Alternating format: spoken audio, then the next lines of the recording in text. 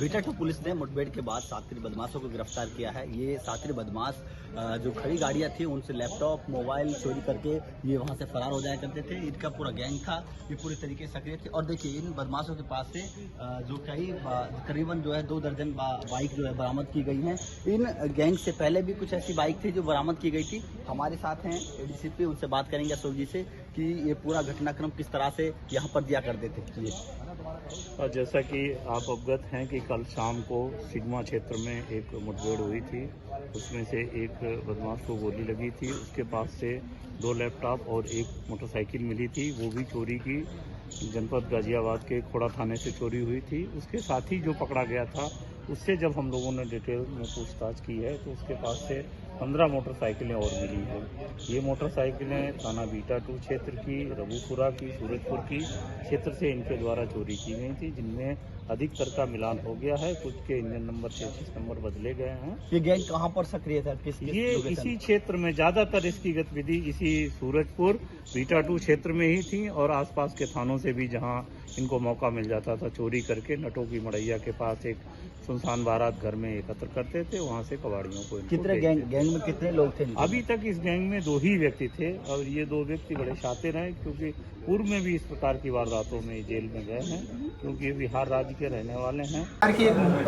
जो नया आदेश है कि पाठ किया जाएगा दुर्गा सप्तशती का और इसके बाद रामायण पाठ किया जाएगा, अखंड रामायण, क्या है ये मतलब पूरा और उद्देश्य क्या है इसका?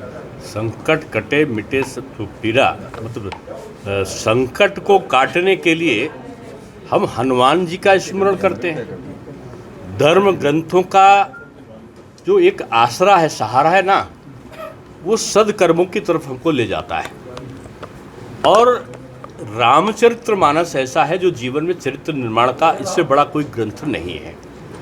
मानव शरीर को धारण करने के बाद मर्यादा पुरुषोत्तम श्री राम वनवास जाते हैं तो वो पिछड़ों को, निषाद को, केवट को, शबरी को, आदिवासी को, रीछ को, बानर को, भालू को, इनको एकत्रित करते हैं। वो अयोध्या से शक्तिशाली सेना को नहीं बुलाते। और रावण पे जो असत्य का प्रतीक है उस पे विजय प्राप्त करने के लिए समाज को एकजुट होकर जोड़ते हैं, समरसता का भाव जागृत करते हैं। एक आदर्श है पिता का पुत्र का पिता के प्रति क्या कर्तव्य है, पुत्र का माँ के प्रति क्या कर्तव्य है, एक राजा का प्रजा के प्रति क्या दायित्व है। ये सारे चीज़ों का अगर कोई वर्णन देखना हो तो वो आपको रामचरितमानस में दिखाई पड़ता है। उनका जब पाठ करते हैं ना तो अपने आप में जीवन की जो मर्यादा है वो जागृत भाव में आती है। व्यक्ति को शारीरिक रूप में स्वास्थ्य करने के इलाज तो हम चिकित्सालय से कर सकते हैं, हम अस्पताल खोल सकते हैं, हम खोल ही रहे हैं, हर डिस्ट्रिक्ट में एक हॉस्पिटल खुल रहा है। लेकिन मानसिक रूप में स्वस्थ करने के लिए लेकिन ये जरूरी है कि चरित्र निर्माण के लिए हमें अपने उन ग्रंथों का आसरा लेना होगा जिनमें इन सारी चीज़ों का बड़े विस्तार से वर्णन है।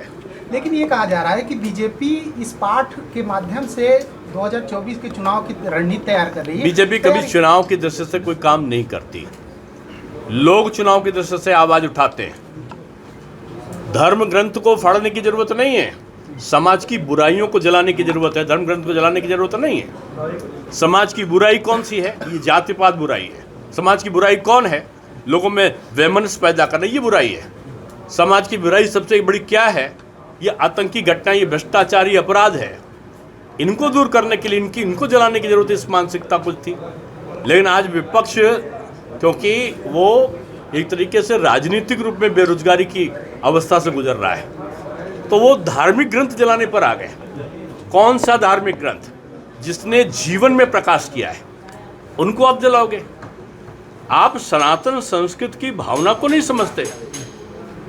ये जो योगी जी ने जगह जगह पाठ का, पाठ हमेशा से होता आया है, लेकिन सरकार ने प्रोत्साहित किया, ये पहली बार नहीं है। आप देखो श्री कृष्ण जन्माष्टमी आज़ादी के पहले से अभी तक का थानों के अंदर मनाई जाती है। रोजा अफ्तार लोग सरकारी जगहों पर भी करते रहे। तो जो चीज़ प्रेरणा दे सके, आज माँ विंध्यवासिनी के क्षेत्र में हम लोग आए हैं। अगर माँ का आराधन करते हुए कोई फलाहार का कार्यक्रम करता है, कौन सा बुरा पाप है? अब बीजेपी सरकार में तो 1 डिस्ट्रिक्ट 1 प्रोडक्ट है। सपा सरकार में 1 डिस्ट्रिक्ट 1 माफिया था। अब 1 माफिया में एक एक माफिया धीरे धीरे कम हो रहे हैं। उत्तर प्रदेश छोड़कर जा रहे हैं, उत्तर प्रदेश से भाग रहे हैं, नहीं भाग रहे हैं तो जेल में जा रहे हैं, और या जहाँ जा रहे हैं वहाँ से उनका लौटना मुश्किल होता है। उत्तर प्रदेश माफिया मुक्त हो रहा है। ये दर्द कुछ लोगों को हो सकता है, उनको दर्द होता रहे माफियाओं के नाम पे, इसकी चिंता बीजेपी को नहीं है। बीजेपी को चिंता जनता के दर्द की है, और कुछ लोगों को चिंता अपने माफिया और अपने हिमायती लोगों को उन्मूलन की है। इन दोनों में अंतर है ना। बीजेपी जनता के प्रति जवाबदेही है, और कुछ ऐसे दल हैं जो माफिया तंत्र के आधार पर अपनी राजनीतिक जो पहुंच है उसको आगे बढ़ाते रहे। उनको दर्द होना स्वाभाविक है, और ये दर्द ऐसे लोगों को होता रहे, इसकी चिंता बीजेपी को नहीं है। बीजेपी माफिया तंत्र और माफिया मानसिकता दोनों को उत्तर प्रदेश में नहीं रहने देगी। और आप देखते जाइए, जिन्होंने साहस किया है, जिन लोगों ने, उनकी 3 पीढ़ियां अब इस प्रकार का साहस नहीं करेंगी।